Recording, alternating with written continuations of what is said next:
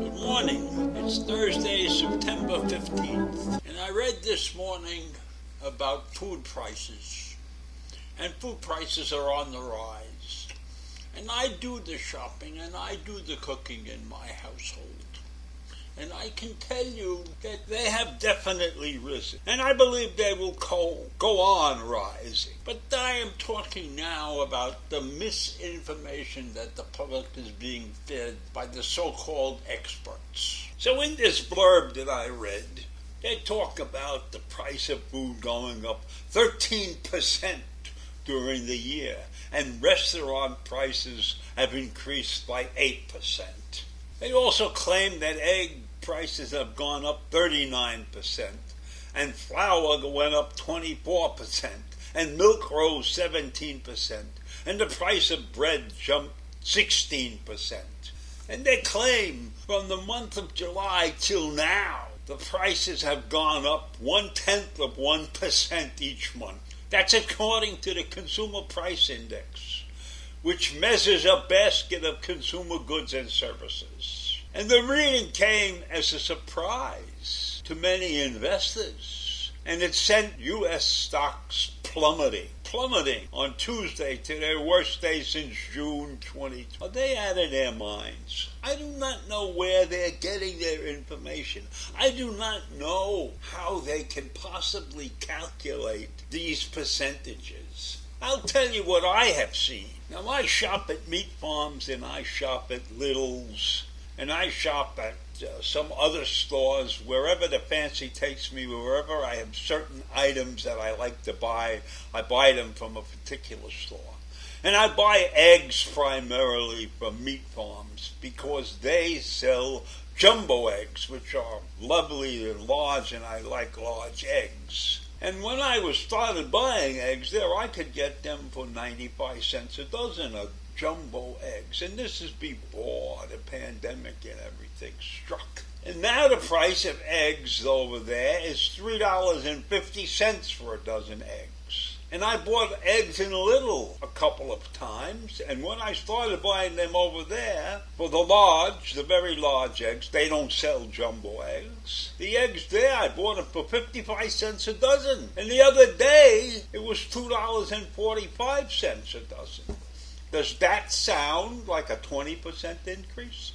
That sounds like a 200 or 300% increase to me. And that's not the only thing I've seen. I go to the restaurant. I love Japanese food.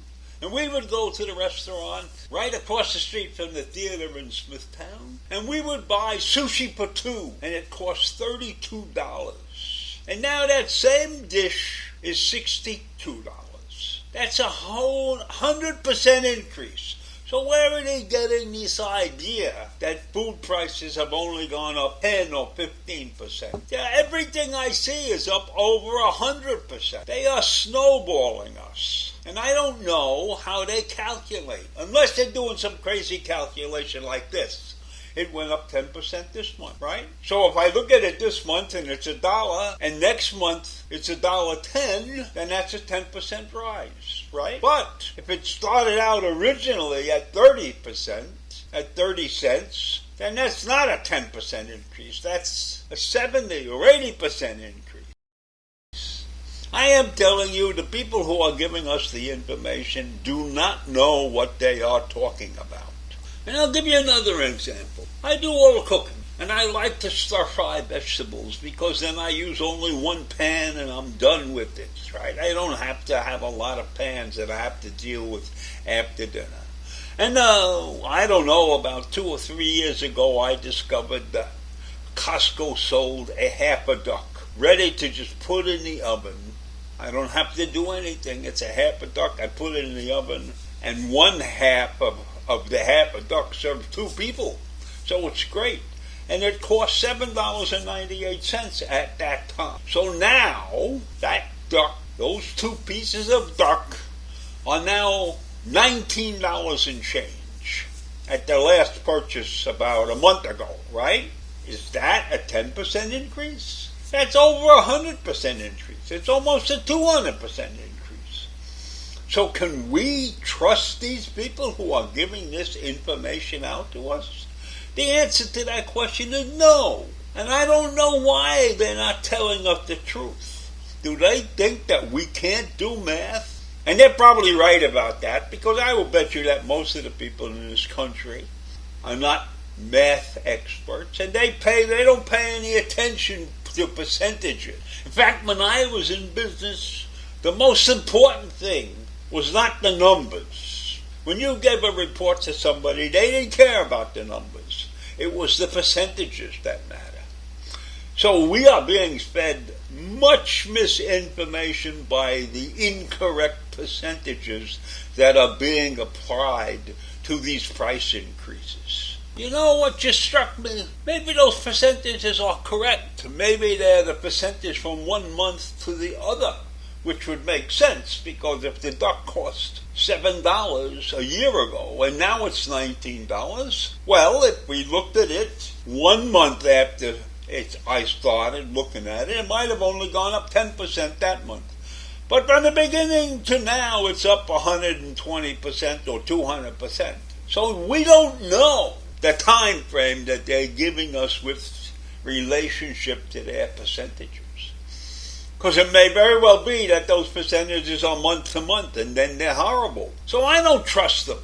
I basically don't trust them, because I think they're giving us information to keep us under control, so to speak. We're not getting the true facts based upon my experience, based upon my shopping venues. And I don't go to the most expensive stores. And everybody will tell me this store is more expensive than that store, and I have found that it's pretty much the same. It all evens out. Certain things in certain stores are cheaper than they are in other stores, and other things are cheaper than they are in the other store. So you pick your poison and you go buy, because you need to survive.